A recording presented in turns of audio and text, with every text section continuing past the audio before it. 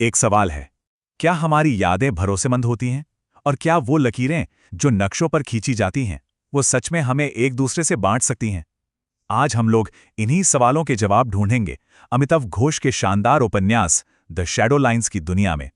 एक ऐसी कहानी जो यादों और कल्पना से बुनी गई है। इस उपन्यास का एक बहुत ही अहम किरदार है त्रिदिब। और उसकी एक बात, हर कोई कहानियों में जीता है, असल में पूरी कहानी का निचोड़ है। मतलब हमारी असलियत सिर्फ वो नहीं है जो हम अपनी आंखों से देखते हैं, बल्कि वो भी है जिसकी हम कल्पना करते हैं, जो कहानियां हम सुनते और सुनाते हैं। तो चलिए इसी सोच के साथ आगे बढ़ते हैं।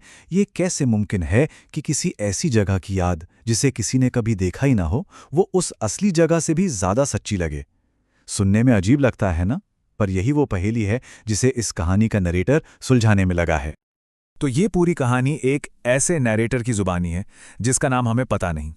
वो एक पहेली की तरह अपने परिवार के बिखरे हुए अतीत के टुकड़ों को जोड़ रहा है। और क्यों? एक मौत के रहस्य को सुलझाने के लिए। और इस पूरे अतीत के, इस पूरी पहेली के सेंटर में बस एक ही इंसान है, उसका चाचा त्रिदिब। देखिए, इस पूरी कहानी की बुनियाद सिर्फ एक घटना पर टिकी है। वो है 1964 में ढाका में हुई त्रिदिब की हिंसक मौत। और पूरा का पूरा उपन्यास असल में इसी एक रहस्य को परत दर परत खोलने की कोशिश है। अब कहानी में एक बहुत ही दिलचस्प टकराव आता है। ये टकराव है दुनिया को देखने के दो बिल्कुल अलग अलग नजरियों का। और इन दो नजरियों को हम दो किरदारों के जरिए समझते हैं। एक है हमारा नरेटर और दूसरी है उसकी कजिन इला। तो देखिए, एक तरफ है नरेटर जो कलकत्ता में ही रहता है और दुनिया को त्रिदिब की सुनाई कहानियों से जानता है। उसके लिए तो कल्पना ही असलियत है। और फिर दूसरी तरफ है इला। वो पूरी दुनिया घूम चुकी है और उसके लिए ये कल्पना वगैरह बस असलियत से भागने का एक बचकाना तरीका है और कुछ नहीं। और ये जो नैरेटर का कल्पना पर इतना यकीन है, वो त्रिदीप की वजह से है। त्रिदीप ही उसे सिखाता है कि अगर कल्पना में ताकत हो तो कोई भी इंसान घर बैठे बैठे दुनिया के किसी भी कोने में जा सकता है और उस जगह को अपने लिए सच बना सकता है। कहानियों की ये ताकत नैरेटर की जिंदगी का एक बहुत बड़ा हिस्सा है। कहानी में एक बहुत ही पावरफुल सिंबल है, द अपसाइड डाउन हाउस। ये क्या था? ये ढाका में उनके पुश्तैनी घर का ही दूसरा हिस्सा था, जिसे एक मामूली से झगड़े के बाद बीच में दीवार खड़ी करके अलग कर दिया गया था। और यही घर इस बात का प्रतीक बन जाता है कि कैसे कैसे बेमतलब के बंटवारे सिर्फ परिवारों को ही नहीं, बल्कि पूरे के पूरे देशों को भी तोड़कर रख सकते हैं। चलिए अब कहानी के उस हिस्से पर चलते हैं जो सबसे अहम है, वो दुर्भाग्यपूर्ण यात्रा जिसने इस पूरी कहानी की त्रासदी की नींव रखी। ये एक ऐसा सफर था जो किसी के लिए कर्तव्य था तो किसी के लिए इच्छा, और इसने सभी किरदारों को खींचकर 1964 में ढाका पहुंचा दिया। इस पूरी कहानी को समझने के लिए ना थोड़ा सा इतिहास समझना बहुत जरूरी है। देखिए, 1902 में नरेटर की दादी थाम्मा ढाका में पैदा होती हैं। फिर आता है 1947 जब भारत का बंटवारा होता है और उनका शहर ढाका पूर्वी पाकिस्तान का हिस्सा बन जाता है। इसके बाद 1964 में कलकत्ता और ढाका दोनों जगह दंगे भड़क उठते हैं। यही वो साल है जब वो हादसा होता है। और फिर कई साल बाद 1980 के दशक में जब नरेटर लंदन में होता है, तब जाकर उसे इस पूरी कहानी की सच्चाई पता चलती है। तो सवाल ये उठता है कि आखिर 1964 में उस खतरनाक माहौल में ये लोग ढाका गए ही क्यों? इसके पीछे 3 वजह थीं जो एक साथ आके जुड़ गईं। पहली, ठाम्मा का मिशन। वो अपने बूढ़े चाचा जेठा मूसा को ढाका से बचाकर भारत लाना चाहती थी। दूसरी वजह थी मे प्राइस, एक अंग्रेज महिला जो सालों तक त्रिदिब से खतों में बात करने के बाद आखिरकार उससे मिलने भारत आई थी। और तीसरी, त्रिदिब का खुद का फैसला। उसने उन दोनों के साथ ढाका जाने का तय किया।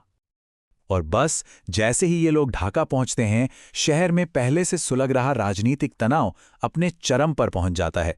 दंगे शुरू हो जाते हैं और इसी दंगे की भयानक अफरा तफरी के बीच त्रिदिब की मौत का वो रहस्य पैदा होता है जिसे सुलझने में सालों लग जाते हैं।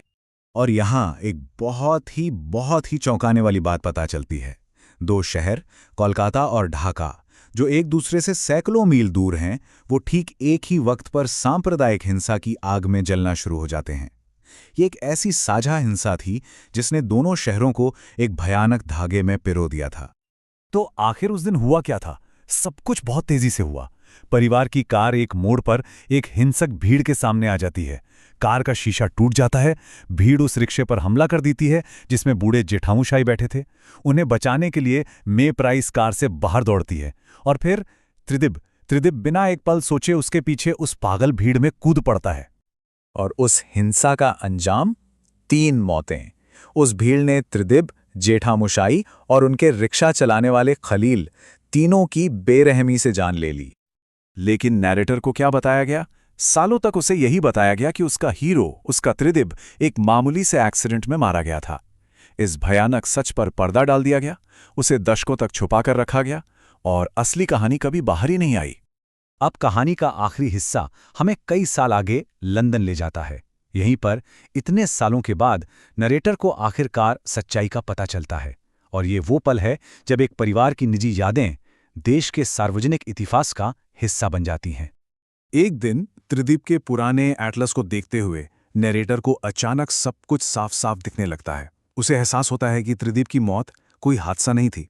नहीं, वो तो उन लकीरों का नतीजा थी जो नक्शों पर खींची गई थी। वो उन सरहदों का नतीजा थी जिसने उस हिंसा का माहौल तैयार किया था।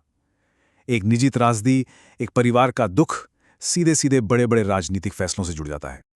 तो आखिर इस टाइटल द शैडो लाइन्स का मतलब क्या है?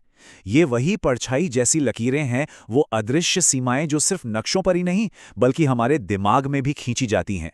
देशों के बीच, धर्मों के बीच, परिवारों के बीच, यहां तक कि हमारे अतीत और आज के बीच।